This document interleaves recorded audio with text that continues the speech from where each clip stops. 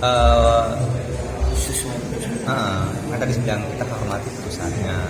Untuk saat ini kita menunggu petikan putusan, mantapnya kita laksanakan.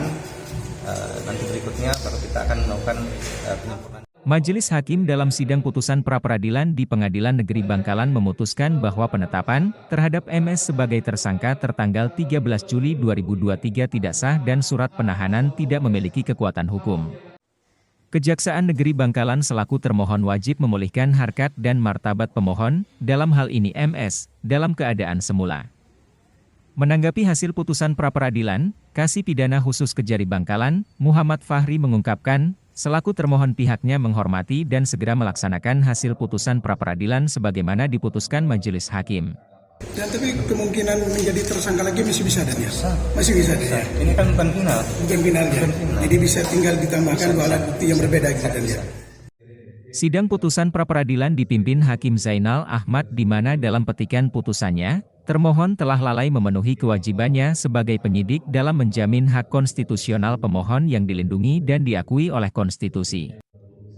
Karena tidak mengirimkan SPDP kepada pemohon selaku terlapor dalam tenggang waktu 7 hari, setelah diterbitkannya surat perintah penyidikan tanggal 15 Februari 2023 sehingga mengakibatkan kerugian bagi pemohon selaku terlapor.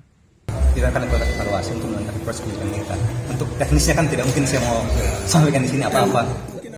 Dalam sidang pembuktian yang digelar Selasa, 1 Agustus 2023, masing-masing pemohon dan termohon menghadirkan satu saksi ahli. Kedua saksi ahli itu memberikan pendapat senada di bawah sumpah.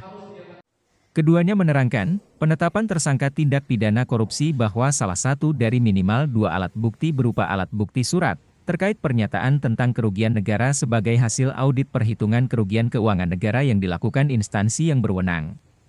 Sementara, Bahtiar Pradinata selaku pengacara dari pihak pemohon MS menyatakan, konsekuensi dari putusan ini sudah jelas, di mana penetapan tersangka dan penahanan terhadap kliennya tidak sah.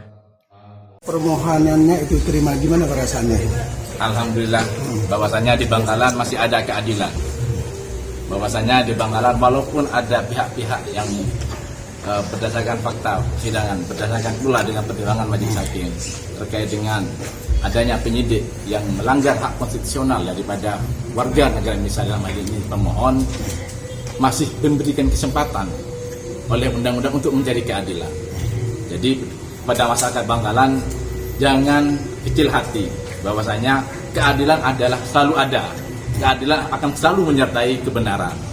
Ungkapan filosofi Emile Zola tetap selalu ada, bahwasanya keadilan akan selalu menyertai kebenaran.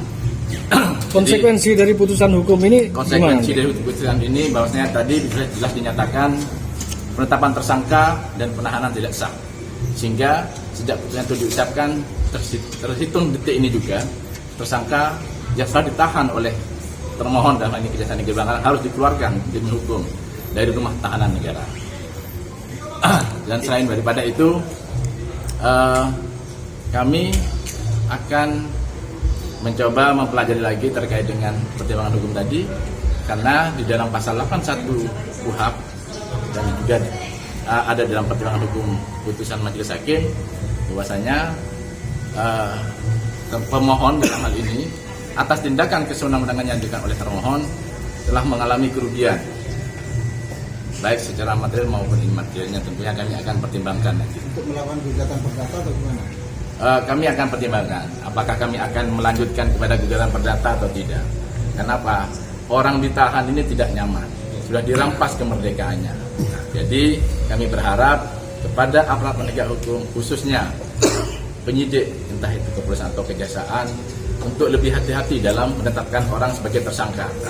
Jangan karena punya kewenangan, karena punya power, kemudian menetapkan seseorang dijadikan tersangka. Karena apa? Orang dijadikan tersangka dan ditahan itu tidak nyaman. Terhitung Satu berapa hari, hari? itu terasa setahun. Sudah terhitung berapa hari, Pak? Ini penahanannya sudah terhitung. Ya, penahanan kan 13 Juli 2023. Hampir 1 bulan. Itu beliaunya mendekam di penjara. Yang dijamin oleh konstitusi.